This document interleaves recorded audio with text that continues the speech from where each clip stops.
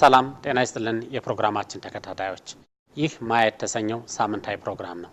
ማያ በመቃ ፕሮሞሽን እየተዘጋጀ ከኢትዮጵያ ብሮድካስቲንግ ኮርፖሬሽን ጋር በመተባበር የሚቀርብ ሳምንታዊ ፕሮግራም ነው።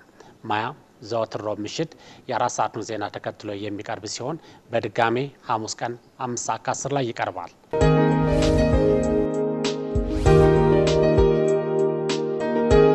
ማያ በዛሬው ዝግጅቱ አፍሪካዊ ጉዳይ ይዞላችሁ ቀርቧል። የአፍሪካ ህብረት ዋና መቀመጫ እዚህ መዲናችን አዲስ አበባ ነው። ነገር ግን እኛ ለአፍሪካውያን የሚሆን ምን አለን? ለተለያዩ ስብሰባዎች በርካታ አፍሪካውያን እህቶቻችንና ወንድሞቻችን እዚህ መዲናችን ይመጣሉ። እነኚህ እህቶቻችንና ወንድሞቻችን እንደ ቤት እንዲሰማቸው የሚያደርጉ ምን አሉን? እኛ ራሳችን ምን ያክል አፍሪካዊ እየመሰልን ነው? መዲናችን የአፍሪካ ሽታ እንዲኖራት አፍሪካዊ እንድትሸት ምን እያደረግን ነው? ምን እየሰራን ነው? እነኚህና የመሳሰሉትን ጉዳዮች እንዳስሳለን። አብራችሁን ትቆዩ ዘንድ ግብዣችን ነው። መልካም ጊዜ።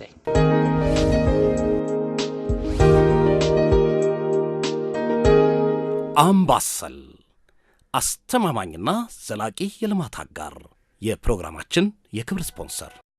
እሺ ወደ መጀመሪያው ጥያቄያችን እስኪ ለመግባት ያክል ለመሆኑ እንደው እስኪ ምን ያክል አፍሪካውያንን የመሰሉ ነገሮች አሉ? እዚህ ነው ሀገራችን አዲስ አበባን አብዛው ኢትዮጵያን እንዲሁም እንደው ዋና ከተማችን አዲስ አበባን በመገምገም እንጀምርና እስኪ ነው ምን ያክል አፍሪካዊ መስህቦች አሉን? ምን ያክል አፍሪካዊ እንመስላለን? በዚህ ረገድ ምን ጠንካራ ምን ደካማ ጎኖች አሉን ከሚለው ልጀምር። እስኪ አቶ ሲሳይ ከርሰው ልጀምር። በአውሮፓውያን ተጽዕኖ ስር ብዙም ያላረፈ የስልጣኔ መስመር ስለያዘች ብዙዎቹ ነገሮቿ ኢንዲጂኒየስ የሆኑና በግልጽም ኢትዮጵያዊ እና ብሎም አፍሪካዊ የሆኑ በርካታ እሴቶች ያላት ሀገር ነችና እንዳውም እኛ እንደምንለው ከሌሎች አፍሪካ ሀገሮች በተሻለ ብዙ አፍሪካዊ የሚሸቱ በርካታ ነገሮች እንዲያም ሲል ደግሞ በጣም ኢትዮጵያዊ የሆኑና ምናልባት ከሌሎችም አፍሪካ ሀገሮች ጭምር በአብዛኛው የማንጋራቸው ነገሮች ሁሉ እንዳሉ የሚታዩ ነገሮች አሉ። እንግዲህ እነኚህን በርካታ የሚዳሰሱና የማይዳሰሱ ቅርሶች ይዘን ምን ያህል ለዓለምም ይሁን ለአፍሪካውያን ወንድሞቻችን እናቶቻችን ለማቅረብ ወይ ነው እነሱ እንዲገበኛቸው እንዲያዩዋቸውና እንደ አፍሪካዊም አፕሪሺየት እንዲያደርጓቸው እንዲያደንቋቸው ለማድረግ ጥረት ተደርጓል የሚለው እንግዲህ አጠቃላዩ ይሄንን የማስተዋወቅ ጉዳይና ይሄንን ቅርስ ፕሮሞት የማድረግ ጉዳይ አጠቃላይ አካል ሆኖ ነው የሚታየውና እስከ ቅርብ ጊዜ ድረስ ያለው ትኩረት በአብዛኛው በሌላው ዓለም ከአፍሪካ ውጪ ባለው ዓለም ላይ ነው ትኩረት አድርገን ስንሰራ የነበረው እንዳገርና አብዛኞቹ የሚዳሰሱም የማይዳሰሱም ቅርስ ብለን በአጠቃላይ የቱሪዝም ሀብት ለምንጠራቸው ነገሮች ለአውሮፓውያንና ለአሜሪካውያን ጭምር የምናሳያቸው ናቸው። እንደተባለው ኢትዮጵያ ከነጻነት አንፃር ሲታይ ነጻነቱ ጥሩ ነገር ሆኖ ግን ከሌሎች አፍሪካውያንና ከሌላው የውጭ ዓለም ደግሞ ያለን ግንኙነት ትንሽ የተዘጋ አይነት አስተሳሰብ ያለው ነው። በእኛው አስተሳሰብ ነው የምንኖረው፣ በእኛው ባህል ነው የታጠርነው።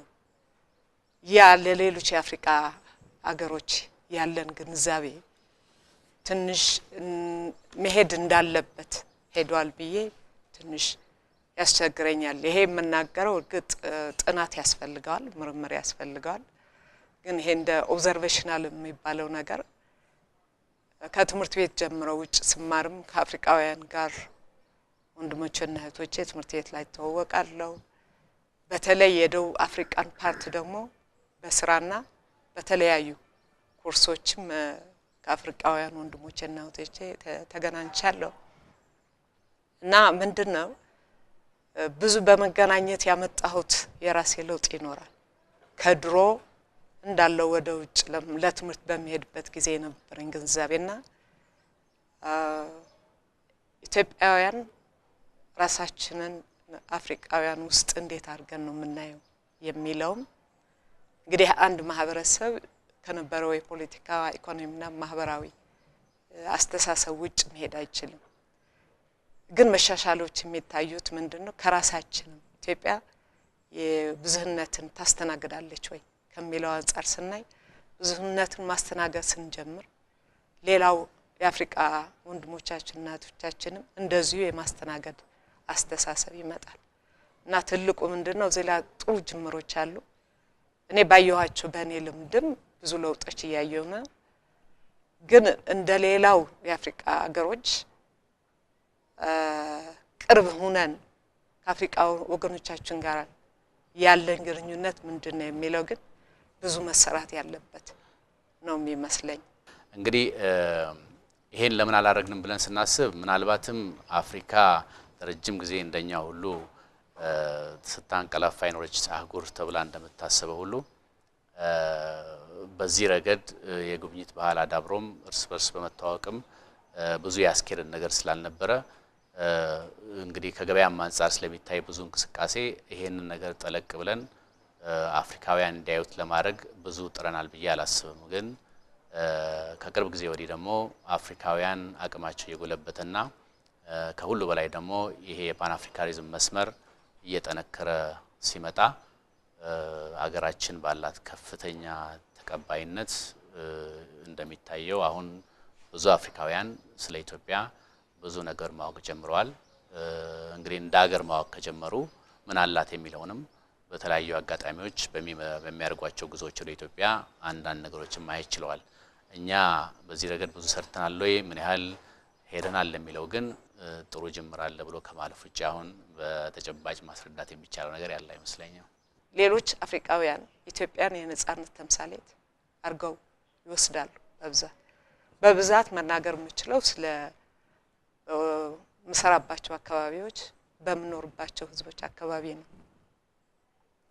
ግን እኛ እንደ ኢትዮጵያውያን ደግሞ አፍሪካን ወገኖቻችንን ይሄኛውን አንደርስታንድ አድርገን እንሄዳለን በምን መልኩ ነው የሚገለጸው አሁን በጋብቻ ስንሄድ አፍሪካውያን ጋር ጋብቻ እናደርጋለን ወይስ ከአውሮፓውያንና ከአሜሪካኖች ጋር ነው ጋብቻ የምናደርገው አንድም ይሄ የግንኙነት መሰረት ይመስለኛል በህብረተሰብ በህዝብ ለህዝብ የኔ ብዙ ማበርከት የምችለው በህዝብና በስራ አቋያ ነው አንድም ይሄ ነው ከመጋገባችን ያው የሚታየው ምንድነው የኢትዮጵያ ምግብን የኢትዮጵያ ባህልን በማስተዋወቅ ረገድ ብዙ ቦታዎች ይታያሉ ይሄ መታወቂያችን ነው በጣም ጥሩ ነው ግን እዛ ላይ ደግሞ ስለ ኢትዮጵያ የሚያስተዋውቅ መሰረታዊ የሆነ ነገር ደግሞ ብዙ ይሄድንበት አይደለም ባልባሳት በኩል ብዙ አይታይም በአመጋገብ በኩል ለምሳሌ የተለየችው እንጀራ እንጂ በተለያየ መንገድ በአገራችን ውስጥ ያሉ ያመጋገብ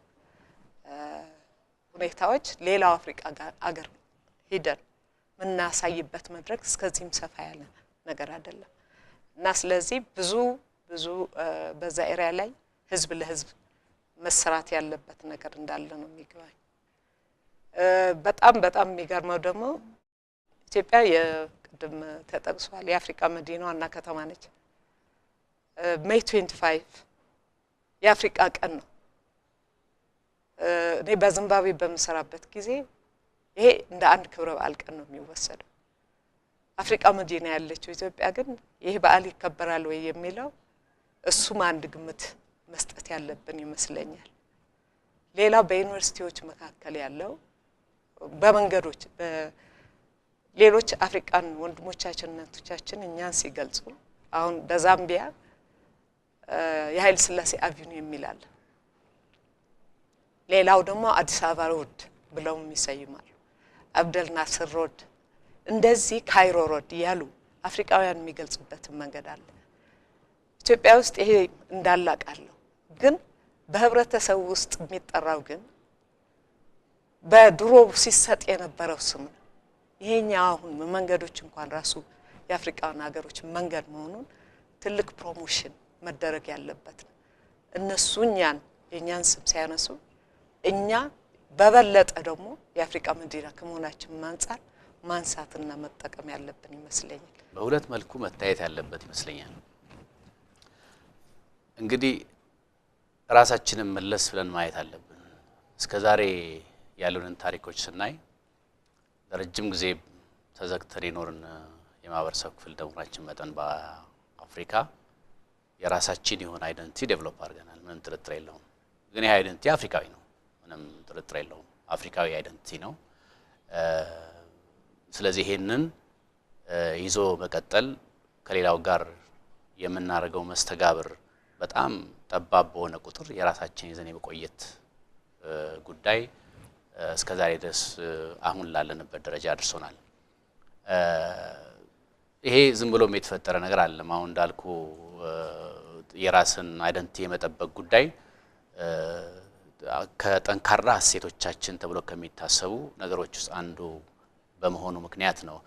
ይሄም ይመስለኛል አፍሪካውያንን ራሳቸው እውነት ነኚህ ኢትዮጵያውያን የራሳቸውን እሴታቸው ማቆየት በመቻላቸው በራሱ ሌሎች አፍሪካውያን ከዚህ ትምህርት እንማራለን የሚል ሐሳብ ኖሮ እኛም የፓን አፍሪካኒዝም መሪ አቀንቃኞች ሆነን በመሪዎቻችን በርካታ ስራዎችን መስራት ችለናል።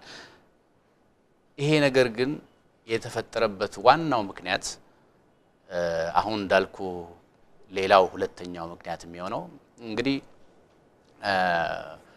እስከዛሬ የነበርንበት ሁኔታ በራሱ ምን አይነት ነበር ብሎ መፈተሽ ያስፈልጋል። ቅድም ዶክተር ጠቅሰዋለች። ድርቅ አለ፣ ረሃብ አለ፣ የእርስ በርስ ጦርነቶች ነበሩ። ስለዚህ እነኚህን ከሌላው አፍሪካውያን ጋር የምንጋራቸውን ነገሮች በጊዜ ሂደት ልናጣቸው ወይም ወደዛ ላንደርስባቸው የቻልንባቸው ወደዛ ላንመለከታቸው የቻልንባቸው ምክንያቶች በራሳቸው ውስጣችን ውስጥ ያለውን ነገር ማስተናገድ በቅድሚያ አስፈላጊ ስለነበረ ነው። ምክንያቱም ውስጣችንም ረጅም ጊዜ በብሔር ብሔረሰቦች መካከል የነበረው ልዩነት በራሱ የሚታይ ነገር ነው። ስለዚህ እነሱ ነገሮች በሙሉ በራሳቸው ወደ ውስጥ በጉዳያችን እንድንጠመድ ያደረጉን ነገሮች ናቸው።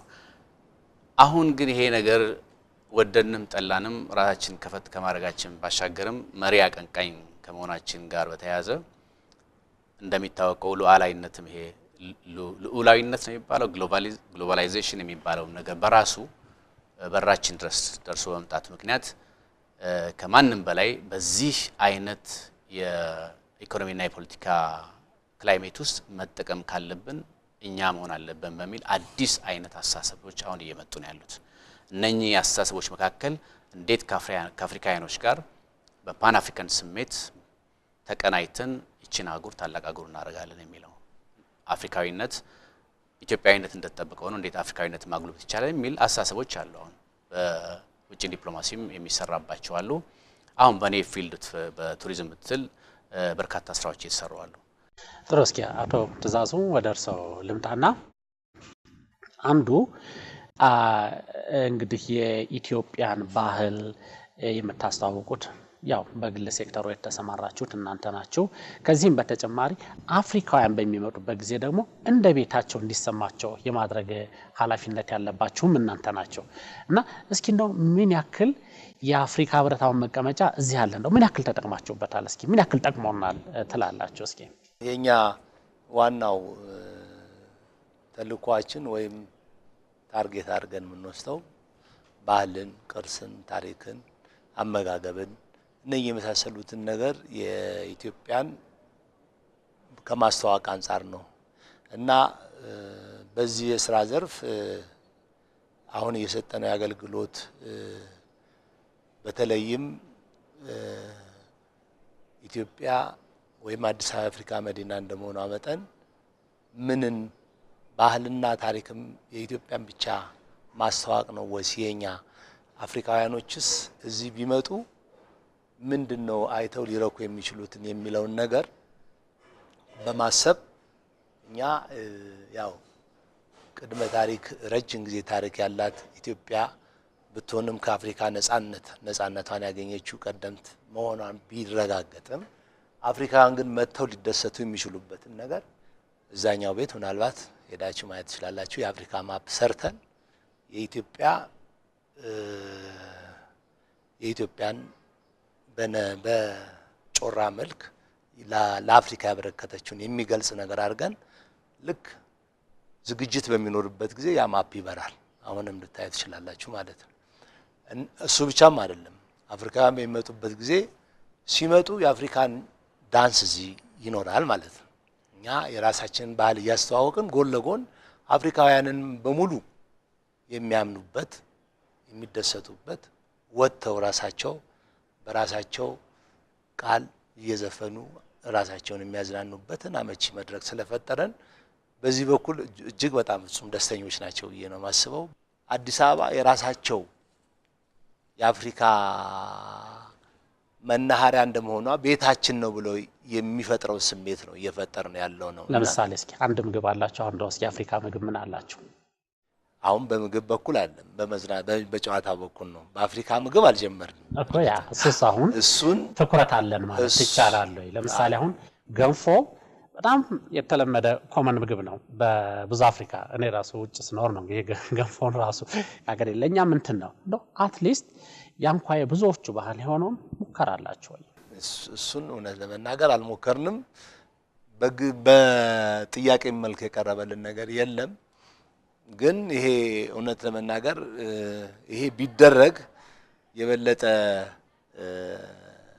የሚስብ ነገር ነውና ምናልባት ይሄ ልናስብበት የሚገባ ጥያቄ ስለሆነ እናስብበታለን ነው።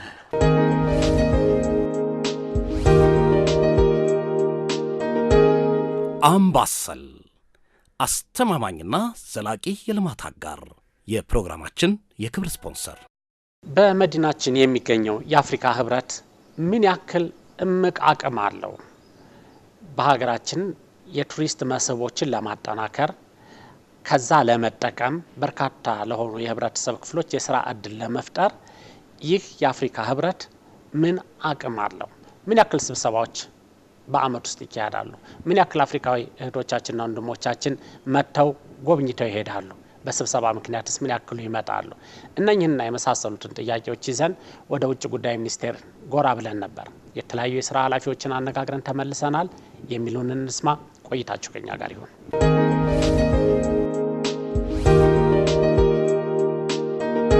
በመሰረቱ አዲስ አበባ የአፍሪካ መዲና እንድትሆን እንዲሁም ደግሞ ኢትዮጵያ እንደ ሀገር የአፍሪካ መቀመጫ ትሆን ዘንድ ስምምነት ሲደረስ ሰፋ ያለ የሐሳብ ትግል የተካሄደበት ነበር ለማለት ይቻላል። ከአፍሪካ ጋር ያለንን ግንኙነት የሚያስረው ለአፍሪካ ያለን አመለካከት እንዲሁም ደግሞ ለአፍሪካ ያለን ታማኝነት ነው። እንደሚታወቀው ኢትዮጵያ ለዘመናት ለማለት ይቻላል አብዛኛውን የአፍሪካ ሀገር በቅኝ ግዛት ስር የነበረ በመሆኑ ብቸኛ ሀገር ነበረች በአፍሪካ ቢባል ማጋነን አይሆንም። በተለይ በሊግ ኦፍ ኔሽን ጊዜ በአፍሪካ መድረክ የፋሽስት ወረራን ባለም አቀፍ መድረክ የፋሽስቶች በኢትዮጵያ ላይ የጣሉትን ወረራ ለመታገል በነበረው እንቅስቃሴ ውስጥ ብቸኛ ነበር ማለት ይቻላል። ሌላው የአፍሪካ ሀገር በሙሉ በቅኝ ግዛት ስር ስለነበረ ምናልባት በወቅቱ በጎ አመለካከትና እንዲሁም ደግሞ የቅኝ ግዛትን እንደ ፖለቲካ ሲስተም ወይም እንደ ስርዓት ይቃወሙ የነበሩ ሌሎች ከአፍሪካ ውጭ ያሉ አገራት ከደገፉን በስተቀር ማንም ከጎናችን አልነበረም። በአጠቃላይ ያ ዘመን ለኢትዮጵያ የቆፈን የብርድ ጊዜ ነው ብሎ ለማስቀመጥ የሚቻል ይመስለኛል። አፍሪካ ህብረት ከተመሰረተ ጀምሮ በፈረንጆች አቆጣጠር በ1963 ዓመተ ምህረት ዋና መቀመጫውን አዲስ አበባ አድርጎ ሲሰራ ቆይቷል። ከድሮም ጀምሮ አዲስ አበባ የአፍሪካ የፖለቲካ ካፒታል ነው ተብላ የምትጠራውም ለዚህ ነበር። እነዚህ ትላልቅ ሁለት የተባበሩት መንግስታት ኢሲኤ ማለት ነው እና ደግሞ የአፍሪካ ህብረት ኮሚሽኑ መቀመጫ እዚህ መሆኑ ለኢትዮጵያ በርካታ ጥቅሞች አስገኝተዋል ማለት ይቻላል።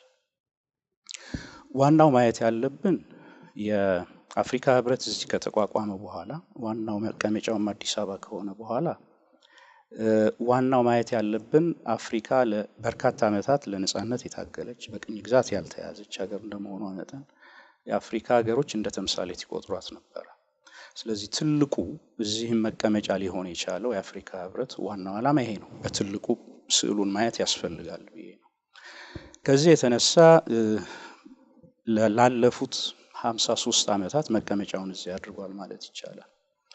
ከነዚህ ይገኙ የነበሩ ጥቅሞች ካለፉት መንግስታት ጋር ስናወዳድረውና አሁን ባለንበት ደረጃ ስናስተያይ በጣም ትልቅና ሰፊ ልዩነት አለው። የፖለቲካ ጥቅሙ እንዳለ ሆኖ ማለት ነው ላለፉት 53 ዓመታት። አሁን በቅርቡ በተለይ የአፍሪካ ህብረት ኮሚሽን ጽህፈት ቤት አሁን አዲስ ከተሰራ ወዲህ ያሉት የሚደረጉት ስብሰባዎች የሚመጡት ተሰብሳቢዎች እዚህ በአፍሪካ ህብረት የሚሰሩ ሰራተኞች እና አፍሪካ ህብረት መቀመጫው አዲስ አበባ ስለሆነ ለአፍሪካ ህብረት ስብሰባ ብቻ ሳይሆን አፍሪካ ህብረት መቀመጫው እዚህ ስለሆነ ሌሎች ስብሰባዎችም አዲስ አበባ እየሳበች ትገኛለች። ከአፍሪካ ብቻም አይደለም ከአጠቃላይ ከዓለም አቀፍም ትላልቅ ኮንፈረንሶችና ስብሰባዎች እዚህ እየተደረጉ ነው። ምክንያቱም ላልኩት አንዱ የአፍሪካ ህብረት መቀመጫ እዚህ ነው። የተባበሩት መንግስታት የኢኮኖሚክ ኮሚሽን ፎር አፍሪካ መቀመጫ እዚህ ነው። ኢትዮጵያ ምንድነው እንግዲህ ታሪኳ ላይ ማየትም እንደሚቻለው ለረጅም ዘመን በነጻነቷ ደምቃና ኮርታ የኖረች ሀገር ነች።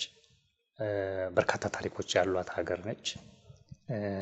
ጥንታዊት አፍሪካዊት ሀገር ነች እና እንግዲህ ከአፍሪካ ህብረት መቀመጫነቷን ባሻገር ለአፍሪካውያን የነጻነት ቀንዲል የነበረች በምሳሌነት የምትጠቀስ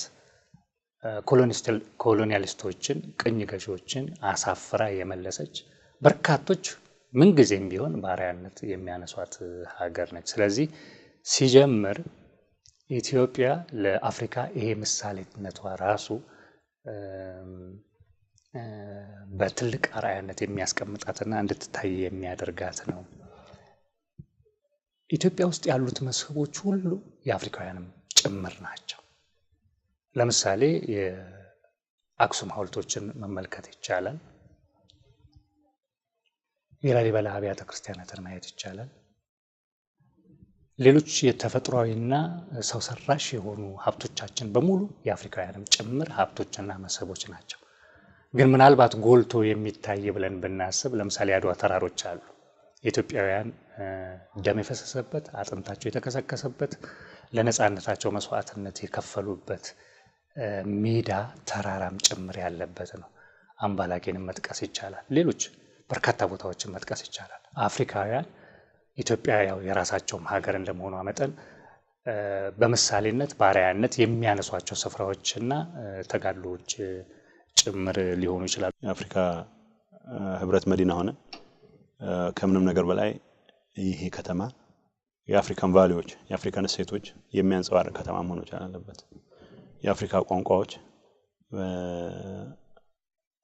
እንደ ተራ ነገር የሚነገሩበት ከተማ መሆን መቻል አለበት። ድንገት ግር የምንሰኝበት ቋንቋው ስንሰማ ሳይሆን ሲጀመር የቋንቋ ብዙህነት የህዝቦች ብዙህነት ምንለው ሚነስም ይብዛም ኢትዮጵያችንም ያንን ነው የምትወክል በመሆኗ ስለዚህ መዲናችን አዲስ አበባ እንደ አፍሪካ መዲናነቷ የአፍሪካ ድምጽ ፊዚካሊም ተምሳሌታዊ ሲምቦሊክ በሆነ መልኩ በሚገባ የሚሰማበት ከተማ ከከተማም አልፎ አካባቢው ሀገሩም እንደዛ መሆን መቻል አለበት። ስለዚህ የተለያዩ ቋንቋ የሚናገሩ ሰዎች በስራ አጋጣሚ በመምጣታቸው ቋንቋውን መናገር ብቻ ሳይሆን እዚህ ንግድ ኖሮ እዚህ ስራ ኖሮ እዚህ ኢንቨስትመንት ኖሮ እዚህ ሀገር ተቀምጠው ከኢትዮጵያውያን ወንድሞቻቸው ጋር በአፍሪካዊ ወግ በአፍሪካዊ ባህል በጋራ የሚያድጉበት በጋራ ቋንቋቸው የሚያበለጽጉበት ሁኔታ መፈጠር አለበት፣ መፈጠር ነበረበት፣ መፈጠር ይኖርበታል። ስለዚህ ከዛ አንፃር ብዙ የሚቀሩ ጉዳዮች አሉ። እንደሚታወቀው ትላልቅ አዳራሾች አሉ፣ መሰብሰቢያዎች። በተለይ በኢሲኤ ያለው ትልቁ የዓለም አቀፍ ስታንዳርዱን የጠበቀ ትልቅ መሰብሰቢያ አዳራሽ አለ ከነ ሙሉ ፋሲሊቲው ማለት ነው። አፍሪካ ህብረትም ራሱ እንደ አዲስ በቻይናዎች ስጦታ ትልቁ ህንጻና አዳራሽ ከተሰራ ወዲህም ትላልቅ ስብሰባዎችን የማስተናገድ አቅም እያደገ ሄዷል። ይሄ ብቻ ሳይሆን ጠቅላላ አዲስ አበባ ከተማውም ራሱም ቢሆን ከፍተኛ ምርታ ያሳየበት ሁኔታ ነው ያለው። ይሄ ራሳቸው ለአፍሪካ ህብረት ስብሰባ የሚመጡት እንግዶች ራሳቸው የሚናገሩት ጉዳይ ነው። ከአመት አመት ስብሰባዎች እዚህ ሲደረጉ ቢያንስ እንግዲህ አፍሪካ ህብረት የመሪዎች ስብሰባ ቢያንስ በአመት አንድ ጊዜ አዲስ አበባ ይደረጋል፣ ጥር ላይ ማለት ነው። ሁለተኛው ስብሰባ በ6ኛው ወር የሚካሄደው ሌላ ሀገር ነው፣ ሌላ አፍሪካ ሀገር ነው የሚካሄደው። በየአመቱ ወደ አዲስ አበባ በመጡ ቁጥር ኖት ኦንሊ አፍሪካ መሪዎችና ሚኒስትሮች ብቻ ሳይሆን ሌሎች ታዳሚ ከዓለም አቀፍ ማህበረሰብ የሚመጡ ታዳሚዎችም ስለ አዲስ አበባ እድገት በጣም ነው የሚገርማቸው። በአይናቸው የሚያዩት ነው። በየአመቱ መንገዶች ሲሰሩ፣ ህንጻዎች ሲሰሩ፣ አሁን በቅርቡ የተሰራውና ስራ የጀመረው የቀላል የባቡር ሀዲዱም ሲያዩ ጠቅላላ በጣም ነው የሚገርማቸው። እና ኖት ኦንሊ አፍሪካ ህብረትና ኢሲኤ መቀመጫ እዚህ ብቻ ስለሆነ ሳይሆን ራሱ አዲስ አበባም ቢሆን ለዓለም አቀፍ ስብሰባዎች የሚመጥኑ ኢንፍራስትራክቸሮች፣ መሰረተ ልማቶች በተለይ ደግሞ ድሮ ትንሽ ቅሬታ የነበራቸው በሆቴሎች አለመብዛት፣ የሆቴሎች ኳሊቲ አለመኖር ነበረ። አሁን ሲያዩት ግን በየጊዜው አዳዲስ ሆቴሎች በየአመቱ በርካታ የሚመጥኑ ለሁሉም በየደረጃው ማለት ነው ሆቴሎችም እየተሰሩ ይገኛሉ።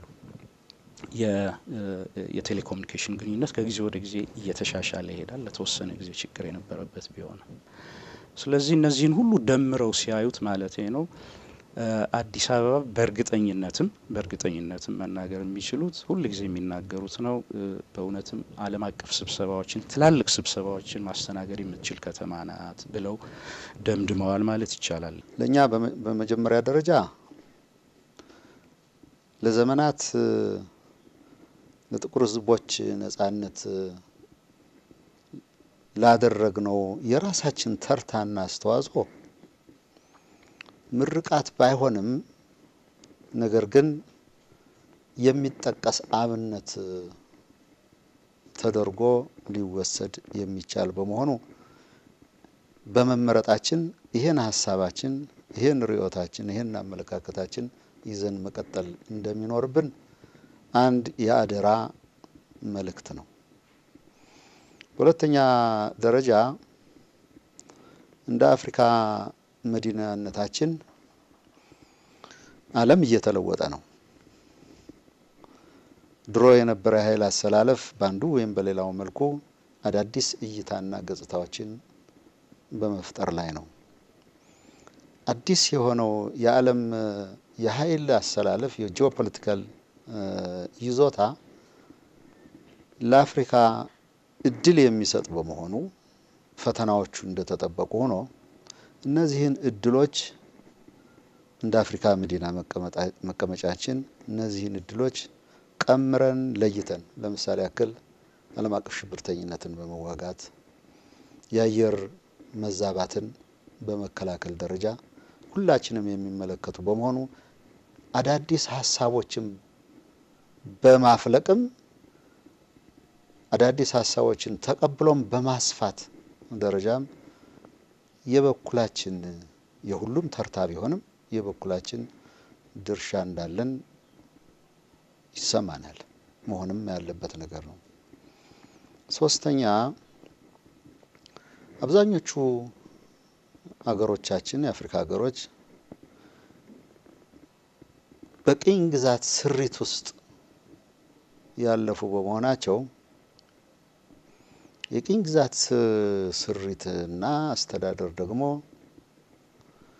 ዘመናት እየጠበቀ በየጊዜው የሚፈነዳ የሚከፈል ዋጋ ያለው በመሆኑ ይህ እዳ የኛ ስሪት ባይሆንም ከሌሎች የተቀበልነው በመሆኑ ነገር ግን የወረስነው እኛ ስለሆነን ይሄን ተከትሎ የሚመጡ አለመግባባቶች፣ ግጭቶች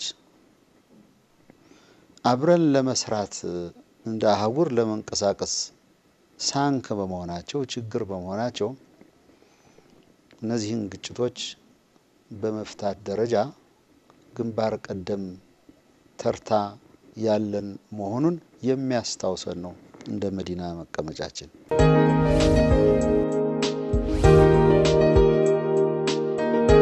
ፓን አፍሪካን ቱሪዝም ከመፍጠር አንጻር ለመሆኑ ምን ያክል ሰርተናል?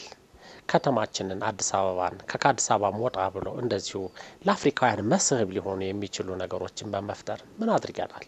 ለምሳሌ ያክል ለመጀመሪያ ጊዜ ጥቁር ህዝቦች በቅኝ ገዢዎች ላይ ድል የተቀዳጁበት የአድዋ ተራራ፣ የአምባላጌ ተራራ፣ የማጨው የመሳሰሉትን እየጠቀስን እነኚህ ለአፍሪካውያን የቱሪስት መስህቦች እንዲሆኑ ምን ስራ ሰርተናል? ይሄ በእውነት በጣም ጥሩ ጥያቄ ነው። እንግዲህ ኢትዮጵያ እንደምታውቀው ወደ ውስጥ ማየት የጀመረችው በእድገት ላይ መስራት የጀመረችው ለልማት በከፍተኛ እልህ እና ቁርጠኝነት የተነሳችው ከቅርብ ዓመታት ወዲህ ነው። እንግዲህ ለመስህቦቻችን ክብካቤ ከማድረግ ጀምሮ ማስተዋወቁን አካቶ ስራ መስራት የተጀመረው እንደው አጭር ጊዜ ወዲህ ነው ማለት ይቻላል። ስለዚህ እንደተባለው የማስተዋወቁ ስራ ገና በጅምር ደረጃ ያለ ነው። በርካታ ሀብቶች እንዳሉን ይታወቃል። ቀደም ለመጥቀስ እንደሞከርኩት አልፎ ጥቂቶቹን ያነሳሁት፣ ግን እነኛን በዓለም አቀፉ መድረክ እንዲታወቁ የማድረጉ ጉዳይ እንደዚሁም ደግሞ ራሳችንን ብራንድ የማድረጉ ጉዳይ ገና ለወደፊት በጥልቀት ሊሰራበት የሚገባ ነው። አሁን በቅርብ ጊዜ የሰማነው አንድ የኢትዮጵያን ብራንድ የማድረግ ጥረት ነበረ፣ ላንድ ኦፍ ኦሪጂንስ የሚለው። እሱን ራሱን እንኳን በስፋት የማስተዋወቅ ስራችን ጠንካራ አይደለም፣ ጅምር እንደመሆኑ መጠን። ስለዚህ በዚህ ረገድ ያሉንን መስህቦች ለአፍሪካውያን ወንድሞቻችንን ብቻም አይደለም ከዛም ባለፈ በመላው ዓለም ለሚገኙ መስህቦችን ለሚወዱ ታሪክን ማየት ማነጻጸር ለሚፈልጉ መመልከት ለሚፈልጉ ሰዎች ሁሉ ማስተዋወቅ ይገባናል።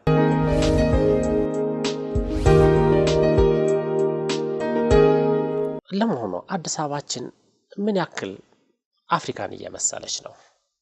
ምን ያክል ለአፍሪካውያን ወንድሞቻችን በተለይም እዚህ ቋሚ ተቀማጭ ለሆኑት ወይም ደግሞ የኢትዮጵያ አየር መንገድ በርካታ አፍሪካውያን ወደ አዲስ አበባ ያመጣል፣ ከአዲስ አበባ በኋላ ደግሞ ወደ ሌሎች አውሮፓ የአሜሪካ ሀገራት ይወስዳል። ለነኚህ ሁሉ መዳረሻ የመሆናችንን ያክል ለነሱ ሊሆን የሚችል ምን አለን? እንደው አንድም የአፍሪካ ምግብ የሚያዘጋጅ ሆቴል አለመኖሩ፣ እነኚህ በቂ ስራ በህዝብ ላይ ያለ መሰራቱ ውጤት አይደለም። በዚህ በኩል መስራት የሚገባን ያክል ሰርተና ማለት እንችላለን። የአፍሪካ መዲና በሚፈለገው ደረጃ የአፍሪካን ዳይቨርሲቲ ያንጸባርቃል ተብሎ አይታመንም። የራዲዮና የቴሌቪዥን ፕሮግራሞቻችን ብቻ ያየን እንደሆነ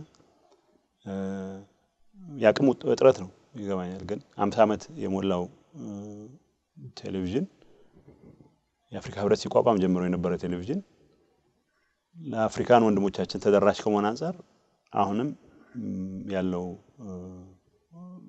የሄደበት ርቀት በጣም ውሱን ነው።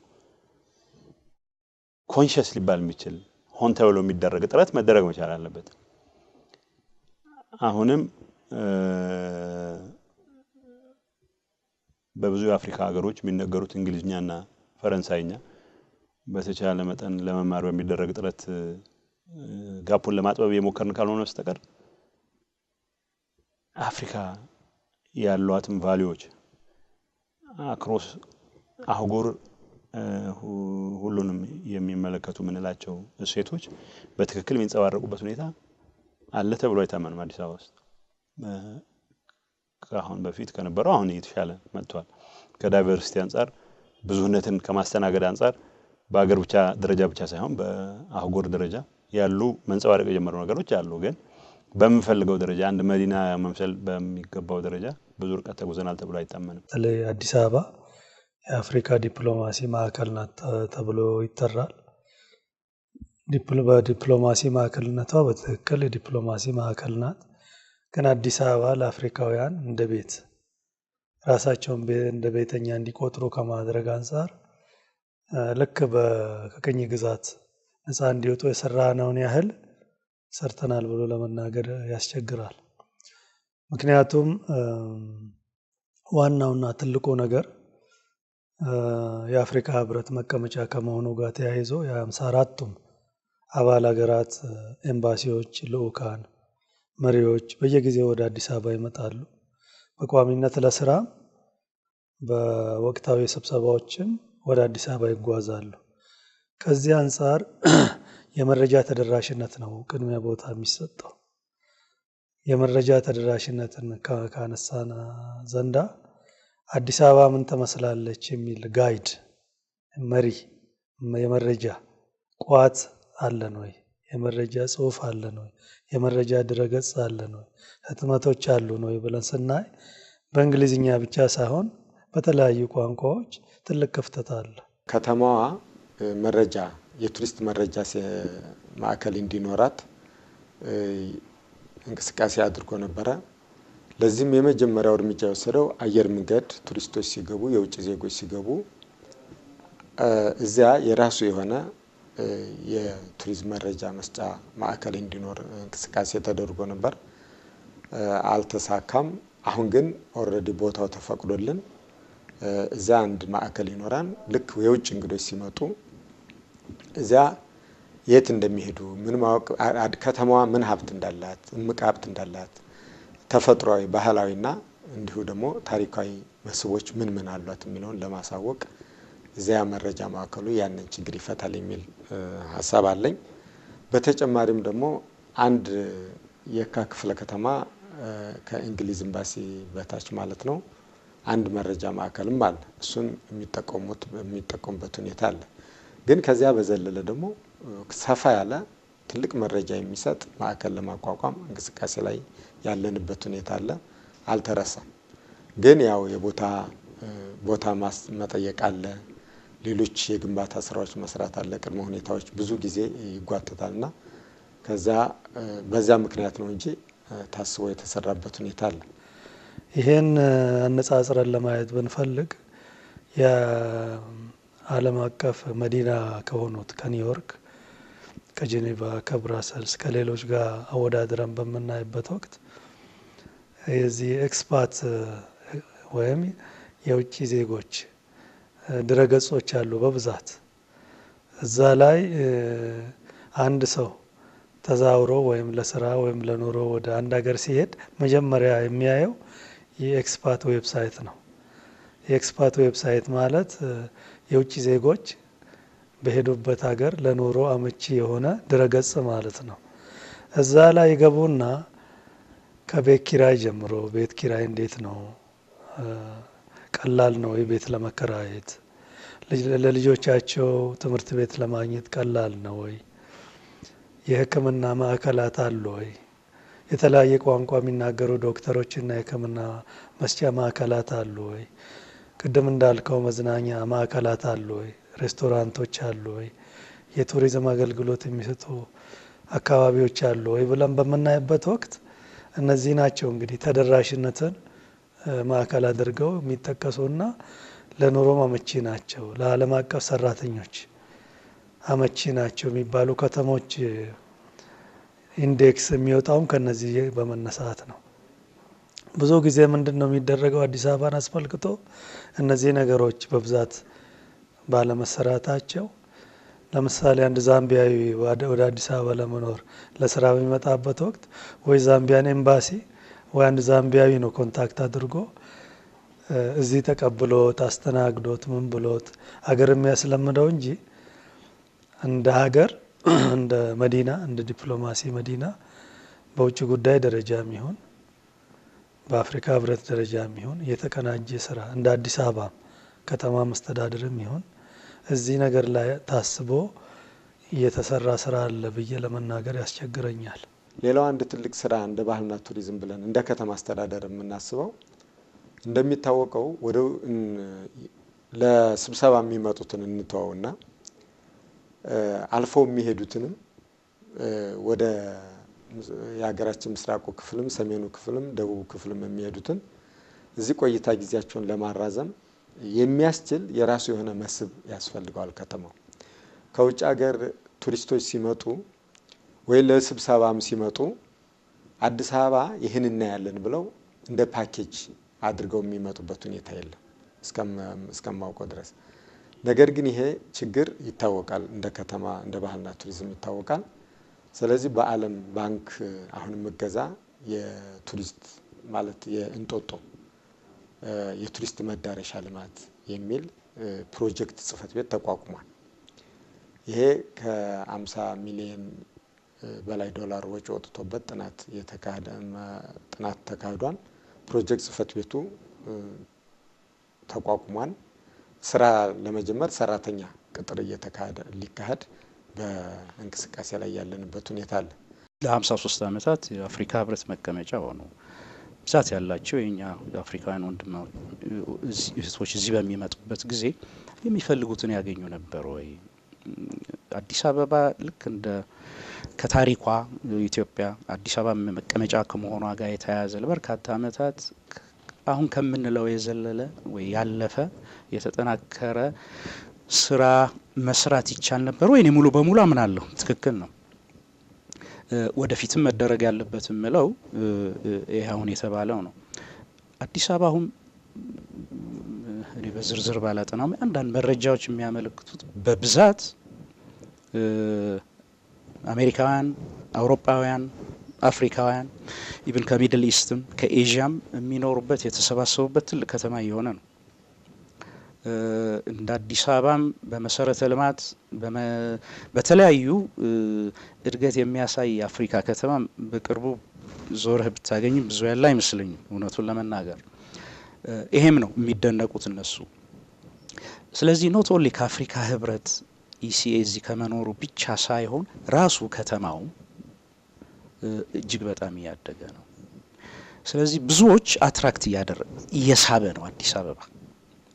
እኔ ቁጥሩ አሁን በእጄ ባይኖርም ከሌላ ማግኘት ይቻል ይሆናል። ከአዲስ አበባ የቱሪዝም ቢሮም በሺዎች የሚቆጠሩ የውጭ ዜጎች አሉ እዚህ ለተለያዩ ድርጅቶች ተቀጥረው የሚሰሩ። ለጊዜው እንዳልከው ለነሱ የሚሆን ሊኖር ይችላል የተለያዩ መዝናኛዎች፣ ሬስቶራንቶች። በተለይ ግን ለአፍሪካውያን ለኛ ወንድሞች እናቶች የሚስብ ምን ነገር አለ ለሚለው እኔ በእውነቱም ወደፊት መታየት ያለበት ነው። ይሄ በእርግጥ የግል ሴክተሩ የሚያደርገው ስራ ሊሆን ይችላል። በተቻለ መጠን እዚህ እስካሉ ድረስ በርካታ የኛ ወንድሞች እናቶች ከአፍሪካ አትሊስት እነሱ ሊያስተናግድ የሚችል ከአዲስ አበባም ወጥተው ሌሎች ቦታዎችን ሊያዩበት የሚችሉ ሁኔታዎች አትሊስት በእኛም በጽህፈት ቤታችን ብቻ ሳይሆን አትሊስት በአዲስ አበባ ቱሪዝም ቢሮ በኢትዮጵያ ቱሪዝም ሚኒስትሪ መሰራት ያለበት ነው የሚለው አይ ቲንክ የሚያስተማምነን ምንድነው የሚያስተማምነን ጉዳይ ነው ለማለት ነው። እኔ ከዚህ ካለፈ እኔ ጥሩ የሚመስለኝ ለአፍሪካ ህብረት ሲሉ የሚመጡ መሪዎችም ሚኒስትሮችም ሌሎች ጋዜጠኞችም አንድም እንደነገርከኝ አንተም ከዚህ በፊት ስንነጋገር ለስብሰባው ሲመጡ አንድ ወይ ሁለት ቀን ጨምሮ ጋዜጠኞች በብዛት ይመጣሉ። አንዳንዴ በመቶዎች የሚቆጠሩ ጋዜጠኞች ከውጭ ነው የሚመጡት፣ ከአፍሪካ ብቻ አይደለም ከሌሎች። እየተጠቀምንባቸው ነው ወይ?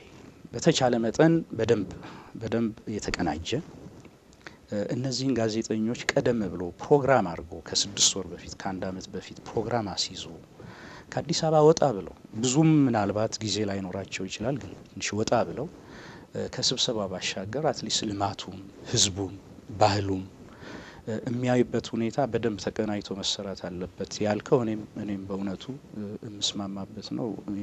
ይሄንን መስራት አለብን ብዬ አምናለሁ። ይሄንን አንድነት ይበልጥ ጠብቆ አጉልቶ ደግሞ ወደ ከፍ ወዳለ ደረጃ በማሸጋገር መቀጠል እንዲቻል የአፍሪካን ቀን ማክበር የግድ ነው። ፖለቲካዊ ትርጉም ስላለው ነው። የበዓል የፌስታ ትርጉም ብቻም አይደለም። እለቱን ስናስብ የሚያስተጋባው ታሪካዊም ሆነ ለቀጣዩ ትውልድ የሚሰጠው መልእክት ሰፊ በመሆኑ ነው። ስለዚህ የአፍሪካን ቀን ብዙ አገራት በተለይ በካሪቢያን ያሉ እንዲሁም ደግሞ በምዕራብ አፍሪካ ሀገራት ያሉ ያከብሩታል። እንደ አፍሪካ ድርጅት ግን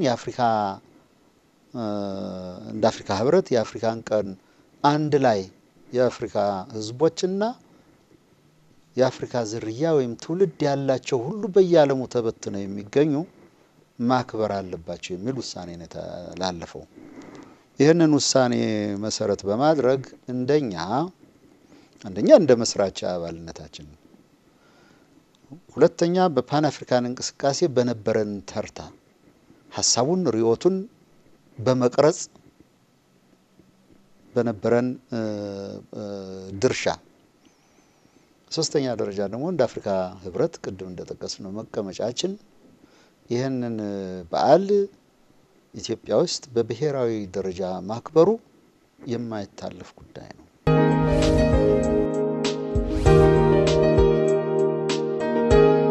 አምባሰል አስተማማኝና ዘላቂ የልማት አጋር፣ የፕሮግራማችን የክብር ስፖንሰር።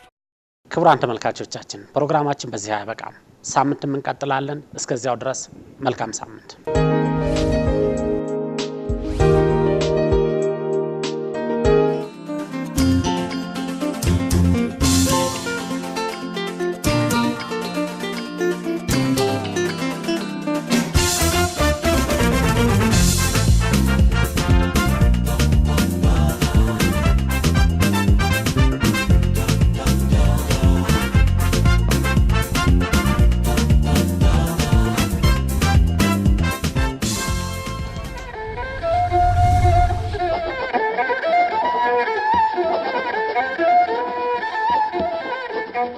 Thank you.